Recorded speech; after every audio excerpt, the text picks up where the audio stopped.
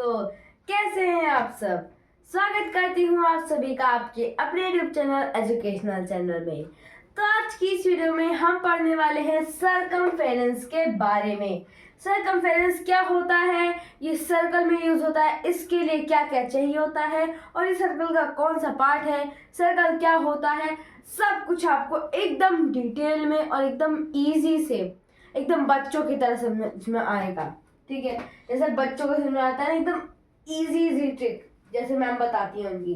ठीक है, तो चलिए बिना किसी देरी के वीडियो को स्टार्ट कर देते हैं।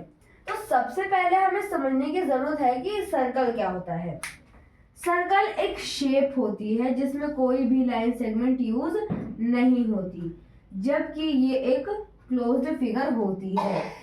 ठीक है, आप देख सकते हैं यहाँ पर इस टाइप की होती है, इसको हम कहेंगे सर्कल। एक मिनट थोड़ी सी और बड़ी बना देती हूँ जिससे अच्छे से आपको इसके पार्ट समझ में आए कि सर्कमफेरेंस क्या है।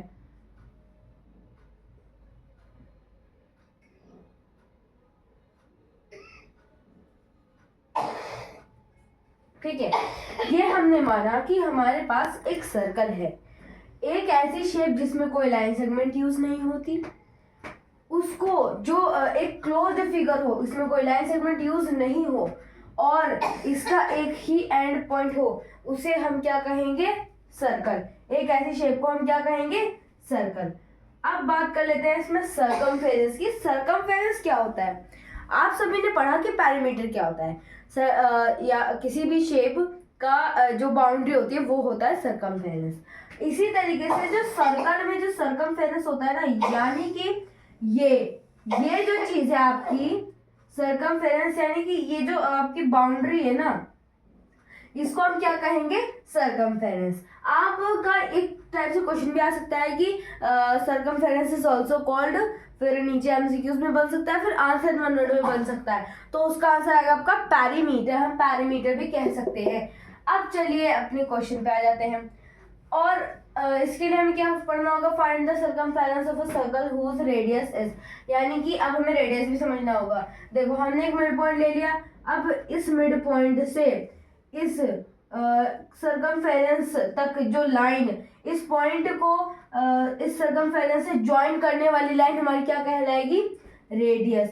और अगर हम यही रेडियस इस साइड में बना दे, इस तरीके से सर्कमफेरेंस से टच कर दें, तो ये क्या बन जाएगा, इन दोनों का प्लस क्या बन जाएगा, डायामीटर।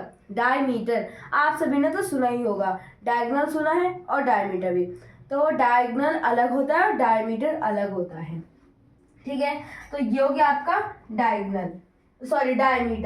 तो ऐसी लाइन जो दो रेडियस को मिला के बनी हो, वो क्या कहलाएगी आपकी, डायमीटर। हाँ, अब आ जाता है अपने क्वेश्चन पे। देखिए फर्स्ट वाला जो है हमारा 28 है, यानी कि रेडियस एक जो है वो 28 है। इसका सर्कमफेरेंस का क्या वो होता है आपका फॉर्मूला, 2 पाई आर। क्या होता है, 2 pi R. Circumference is equal to pi की वैल्यू आपकी होती है क्या, 22/7, या फिर हम इसको कह सकते हैं 3.14 अगर आप पॉइंट में करना चाहते हैं। तो यहाँ पर हम पहले मल्टीप्लाई 22/7 मल्टीप्लाई आर, क्या हो जाएगा, आर का हम आर की वैल्यू हमें पता है कितनी है, 28। ठीक है, अब क्या करेंगे, c is equal to 2 multiply ये 7 1 जा 7 या 4 जा हो जाएगा। ठीक है, तो ये हो जाएगा आपका 22 मल्टीप्लाई 4। अब circumference is equal to 2 multiply, आप इसकी इससे मल्टीप्लाई कर सकते हैं, फिर इसकी इससे मल्टीप्लाई कर सकते हैं, फिर इसकी इससे मल्टीप्लाई कर सकते हैं। ठीक है, तो हम क्या कर लेंगे, इसकी इसमें मल्टीप्लाई कर लेंगे, तो ये हो जाएगा 44 मल्टीप्लाई 4। ठीक है, अब सर्कमफेरेंस, अब इन दोनों की मल्टीप्लाई कर लेंगे, तो 4 4 से 16 होता है, 16 6 कैरी ओवर आई 1, फिर 4 4 से 16 और ये 1 7, और वैल्यू आपकी सेंटीमीटर में है, तो ये हो गया आपका आंसर। ठीक है, ये हो गया आपका आंसर। नेक्स्ट वाला जो क्वेश्चन है वो हमारा क्या है, 18 मीटर। अब इसका कैसे निकालना है, तो देखिए ये 18 मीटर है, 18 मीटर हमारा रेडियस है, ठीक है। सरकमफेरेंस का फॉर्मूला मैंने आपको क्या बताया, 2πr। सरकमफेरेंस हमें फाइंड करना है, इसलिए c रखेंगे। Circumference is referred to, sorry, c referred to circumference. Okay, 2 here and pi is changed into 22/7 multiply r की वैल्यू क्या है हमारे पास, 18, ठीक है। अब 7 18 को कट कर सकता है, नहीं कट कर सकता, तो अब हम क्या करेंगे यहाँ पर, c is equal to 44/7 multiply 18। ये वाला जो है, ये वाला जो फ्रैक्शन है, इसने हमने इसको मल्टीप्लाई करवा दिया, ठीक है। 18 है, अभी भी 7 इसको नहीं काट सकता। अब क्या करना है, आप यहाँ पर 1 लगा लिया अपॉन में, ये इसको भी नहीं काट रहा क्योंकि ये 44 है और ये 7 है ना, ये 7 है और ये 18 है, इसको नहीं काट सकता। अगर यहाँ पर 14 होता तो कट जाता। अब क्या करना है, c इज इक्वल्स टू 44 को मल्टीप्लाई कर देंगे 18 से, 44 18 से, ठीक है।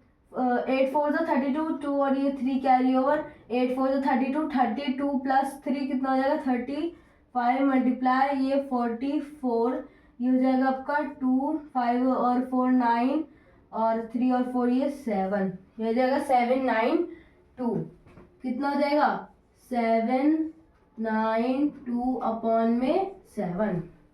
अब ये कट रहा है, देखो 7 1 जा, और फिर अगर हम फिर से 1 जा करेंगे तो यहाँ पर बचेगा कितना आपका, यहाँ पर बचेगा आपका 2, फिर 22 कटेगा नहीं, तो यही हो जाएगा आपका आंसर, क्योंकि आगे नहीं कट सकता।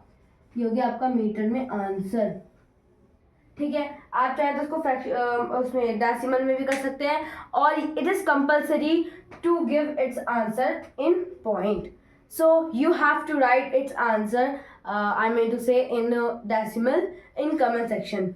So everyone have to write its answer in comment section, and this one answer is also. Thanks for watching. Tell me how is this video is. Bye bye.